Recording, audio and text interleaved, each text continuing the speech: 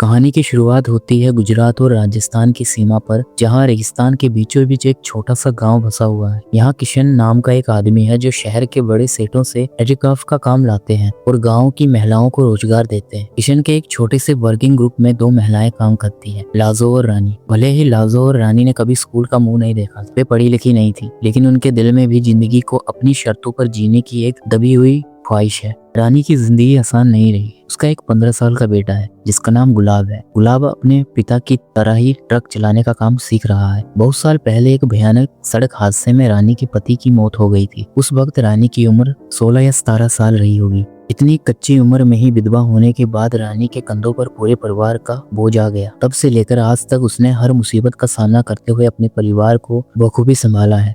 घर में उसकी बूढ़ी सास भी है जो अब काफी बीमार रहती है। अब जब उसका बेटा गुलाब बड़ा हो गया है तो थोड़े पैसे कमाने लगा है, तो रानी को कई नई चिंताएं सताने लगती हैं। उसने गुलाब के लिए एक लड़की देख रखी है। रानी का मानना है कि गुलाब अभी नादान है और गलत संगत में पड़ सकता, लेकिन अगर उसकी शादी हो गई, जिम्मेदारियां सिर पर आएंगी, तो शायद वह अपने दोस्तों के साथ आवारागर्दी करना छोड़ देगा। रानी अपनी सहेलियों के साथ दूसरे गांव जाती है ताकि अपने बेटे गुलाब की शादी की बात पक्की कर सके। रास्ते भर गुलाब फोन पर यही जानने की कोशिश कर रहा था कि लड़की दिखने में कैसी है। लड़की का नाम जानकी है, उम्र 14 साल। यह साफ तौर पर एक बाल विवाह है, लेकिन रानी या उसके साथ आई किसी भी औरत के मन में जरा सी भी झिझक नहीं है। आखिर उनकी अपनी शादियां भी तो उसी उम्र में हुई थी। 3 लाख नगद देने की शर्त पर रानी जानकी की शादी अपने बेटे गुलाब से तय कर देती है। इस खुले सौदे को भी ईश्वर का नाम लेकर पूरा किया जाता है, क्योंकि वहाँ माना जाता है कि जोड़ी तो भगवान ही बनाते हैं। जब रानी वापस अपने गांव लौटती है तो वहाँ एक पंचायत बैठी हुई है। वजह यह है कि एक लड़की अपने ससुराल से भागकर मायके आ गई है। पंचायत में लड़की की मर्जी की कोई अहमियत नहीं। सब मिलकर यह फैसला सुनाते हैं कि उसे वापस ससुराल भेजा जाएगा, क्योंकि समाज के हिसाब से लड़की का असली घर तो ससुराल ही हो, चाहे वहाँ उसके साथ कैसा भी व्यवहार, चाहे उससे कितना ही अपमान और अत्याचार सहा। लड़की के माँ बाप सब कुछ जानते हुए भी उसे वापस भेज दे। समाज की बदनामी, डर, रिश्तेदारों की झूठी मर्यादा, इस सब के आगे उसकी बेटी की जिंदगी छोटी पड़ जाती। उन्हें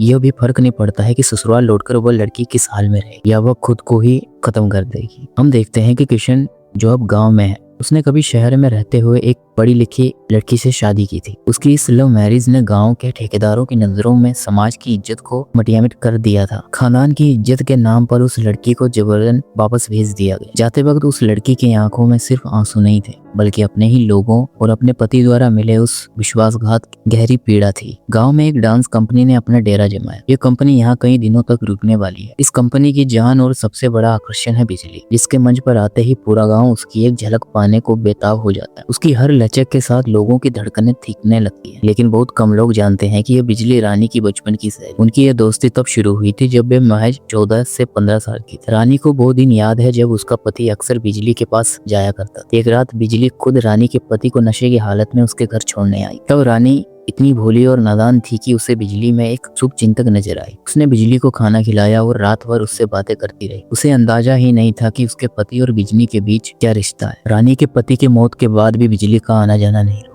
हर साल किसी न किसी बहाने रानी से मिलने आती रही और वक्त के साथ सौतन जैसा वो रिश्ता एक गहरी दोस्ती में बदल गया। क्योंकि डांस कंपनी अब गांव में ही है, तो रानी और लाजो बिजली से मिलने उसके तंबू में जाती है। वहाँ बिजली उन्हें अपनी जिंदगी के वह पन्ने खोलकर दिखाती है जो दुनिया से छिपे हैं। बिजली के तंबू से लौटते वक्त शाम घेर आती है। तभी रानी को फोन आता है। यह एक रॉन्ग नंबर है। पिछले कुछ दिनों से इस नंबर से रानी को अक्सर फोन आते हैं। फोन के उस पार कोई है जो उसे बेहद अश्लील और गंदे अंदाज में बातें करता है। दूसरी तरफ रानी की सहेली लाजों की जिंदगी नर्क बन चुकी है। उसका पति उसे रोज सिर्फ इसलिए ताने देता है और पीटता है क्योंकि वो मां नहीं बन सकती। बांझ होने का ठप्पा और बेवजह की मार पिटाई अब लाजों की रोजमर्रा की जिंदगी का हिस्सा बन गई है। कुछ दिनों बाद रानी के बेटे गुलाब की शादी हो जाती, लेकिन जब रानी अपनी नई बहू जानकी को लेने जाती तो उसके पैरों तले जमीन खिसक जाती। जानकी के बाल कटे हुए और बहुत ही छोटे हैं। गांव के इन रूढ़िवादी समाज में जहां औरतों के लंबे बाल ही उनकी सुंदरता और इज्जत माने जाते हैं, वहाँ बहू के छोटे बाल होने किसी सामूहिक शर्मिंदगी से कम नहीं था। रानी जानती है कि अगर गांव वालों ने जानकी को ऐसे देख लिया तो घर की बची कुछ इज्जत भी मिट्टी में मिल जाएगी। लेकिन वह खाली हाथ भी नहीं लौट सकती थी, क्योंकि इससे तो और भी ज्यादा बदनामी हो। मजबूरी में वह जानकी का सिर पल्लू से पूरी तरह ढक देती है और उसे लेकर बस में बैठ जाती है। लेकिन किस्मत को कुछ और ही मंजूर था। घर पहुंचते ही कोहराम मच जाता है। गुलाब अपनी माँ पर भड़क उठता है। वो चिल्लाता है कि रानी ने जानबूझकर उसके लिए ऐसी दोषपूर्ण लड़की ढूंढी है ताकि समाज में उसकी नाक कट जाए। मुसीबत यही खत्म नहीं होती। शादी वाले दिन ही गुलाब की दादी की मौत हो जाती। गांव वाले बातें बनाने लगते हैं कि नई बहू के कटे बाल और अपशगुन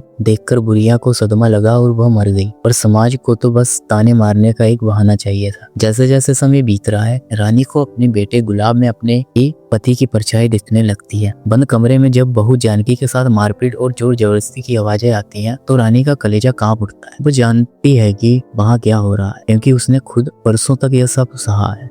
अब चीखें उससे सुनी नहीं जाती, इसलिए रातों को वह घर से निकलकर अपनी सहेली बिजली के तंबू में चली जाती, जहाँ उसे थोड़ी शांति मिलती है। इस घुटन भरे माहौल के बीच किशन और उसकी पत्नी नौबी बदलाव की एक नई बहार है। किशन के यहाँ काम करने से गांव की औरतें न सिर्फ पैसा कमा रही थी, बल्कि अपने पतियों पर उनकी निर्भरता भी कम हो रही थी। किशन की पत्नी नोबी उन्हें पढ़ाई लिखाई की अहमियत समझा रही है। औरत अब थोड़ी बहुत अंग्रेजी भी बोलने लगी है और शहर से बड़े ऑर्डर लाने में मदद करती है। लेकिन गुलाब जैसे मर्दों को यह बदलाव फूटी आंख नहीं सुहाता। उनकी नजर में किशन और उसकी पत्नी औरतों को बिगाड़ रहे हैं, उन्हें उनकी औकात से बढ़कर सोचना सिखा रहे हैं। एक दिन लाजो उसके घर आती है। आज वह हमेशा की तरह चहक नहीं रही, बल्कि बहुत उदास है। उसके पति ने शराब के नशे में उसे आज जानवरों की तरह पीटा है। यूं तो मार खाना उसके लिए रोज की बात है, पर आज उसके शरीर पर बड़े नीले और जख्म गवाही दे रहे हैं कि दरिंदगी की सारी हदें पार हो गई है। रानी खामोशी से लाजो के जख्मों पर मरहम लगाने लगती है। रानी की उंगलियों का वह नरम स्पर्श, लाजो ने ऐसा अपनापन और सुकून अपने पति के हाथों में कभी महसूस नहीं किया था। उस पर दर्द और संवेदना के उस नाजुक धागे में बंधकर दोनों भावनाओं में बहने लगी हैं। वे एक दूसरे के करीब आ रही होती हैं कि तभी वहां रानी की बहू जानकी आ जाती है और उन्हें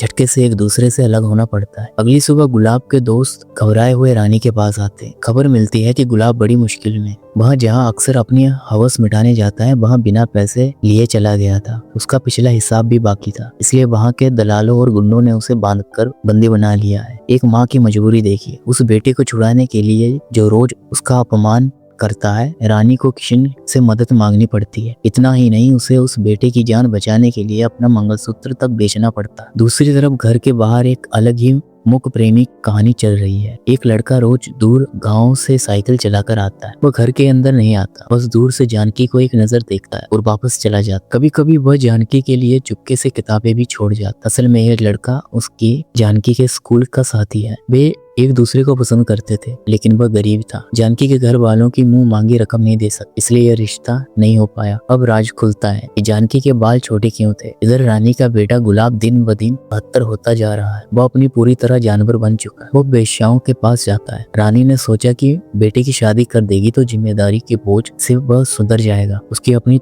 जिंदगी थोड़ी आसान हो जाएगी। पर हुआ उसका ठीक उल्टा।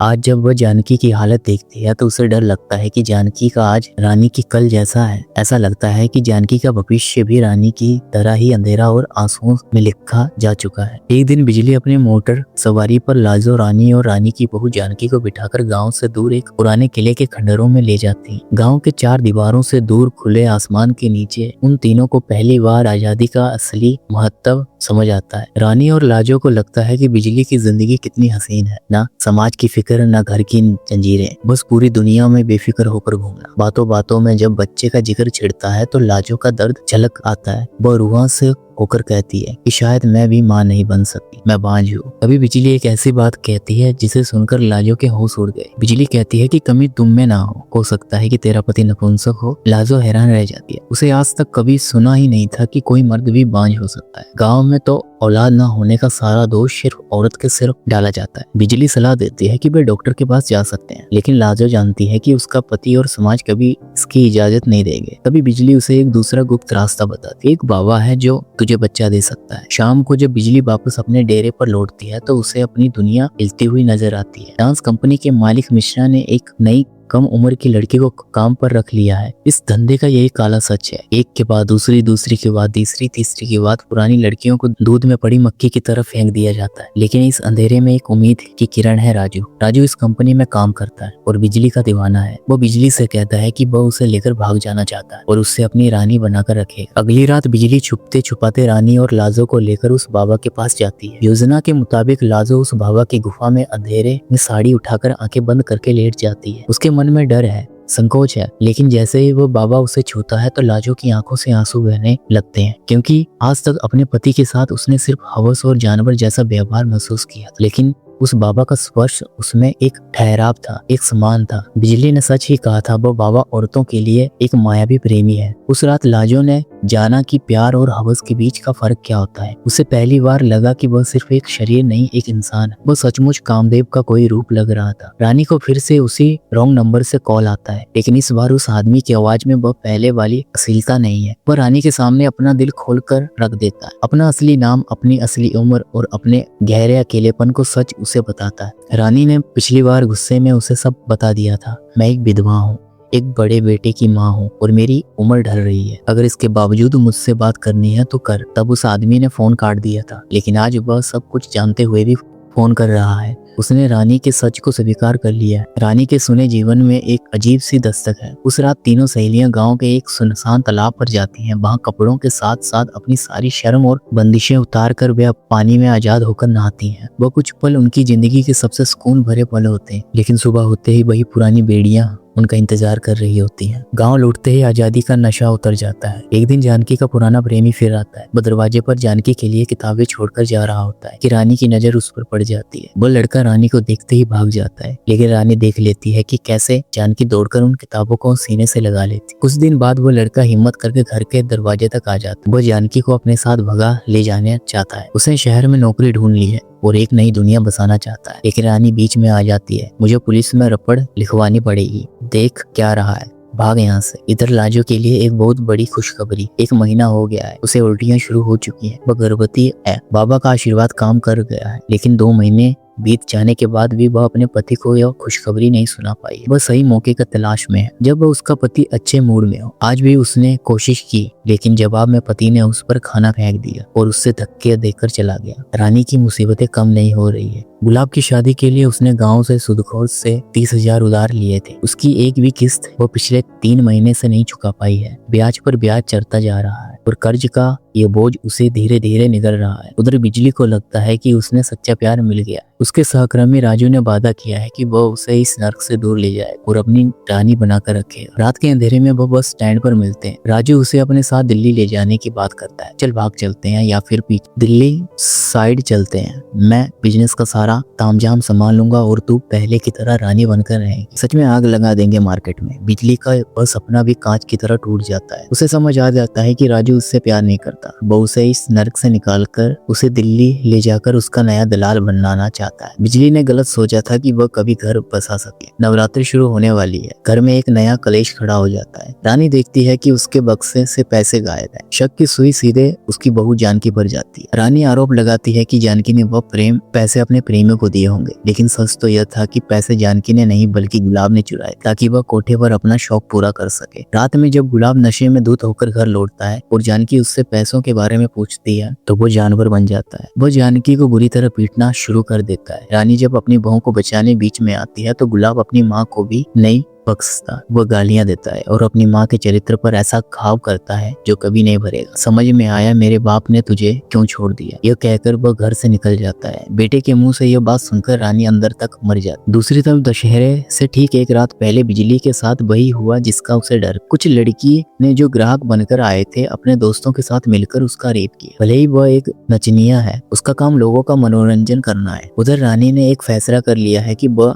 नहीं चाहती है कि उसकी बहू जानकी का भविष्य भी उसके जैसा हो, कुट-कुट जीने वाला। रानी एक बड़ा कदम उठाती है। गुलाब की शादी के लिए उसने जो कर्ज लिया था उसे चुकाने के लिए वह अपना घर और अपनी जमीन सुखौर को बेच देती है। कर्ज चुकाने के बाद जो पैसे बचते हैं वह उन्हें लेकर जानकी के प्रेमी के पास जाती है। स्कूल में दाखिला करवा देना, हाँ कुछ भी हुआ ना जिंदा नहीं छोड़ूंगी। याद रखना तेरे लिए मोबाइल है, फोन करना, अम्मा आपकी बहुत याद आएगी। तेरे नए घर में रहने आऊंगी मैं। भगवान खुशी हो जानकी अपनी जिंदगी की शुरुआत करने के लिए अपने प्रेमी के साथ भाग जाती है। रानी ने अपना सब खोकर अपनी बहू को आजाद कर दिया है। आज रावण दहन का दिन है। बाहर बुराई के जलने की तैयारी हो रही और इधर लाजो ने भी तय कर लिया है कि आज वह अपने इस डर को खत्म करेगी। तभी रानी वहां पहुंच जाती है। इधर लाजो और रानी बदहवास हालत में भागकर बिजली के पास पहुंचती है। बिजली को समझाने की जरूरत नहीं पड़ती, उसने उनकी हालत देखकर और समझ गई कि यह वक्त है, अभी नहीं तो कभी नहीं। बिजली अपने मोटर निकालती है और तीनों गांव छोड़कर भाग निकलते हैं। गांव पीछे छूट चुका है, चौराहे पर खड़े हैं, आगे कई रास्ते हैं। उन्हें नहीं पता है कि कहाँ जाना है, कौन सी मंजिल है, लेकिन उन्हें इतना भरोसा है कि उनमें इतना हुनर और हौसला है कि वे कहीं भी अपनी दुनिया बसा लें। और ये मूवी यहीं पे खत्म हो जाती है।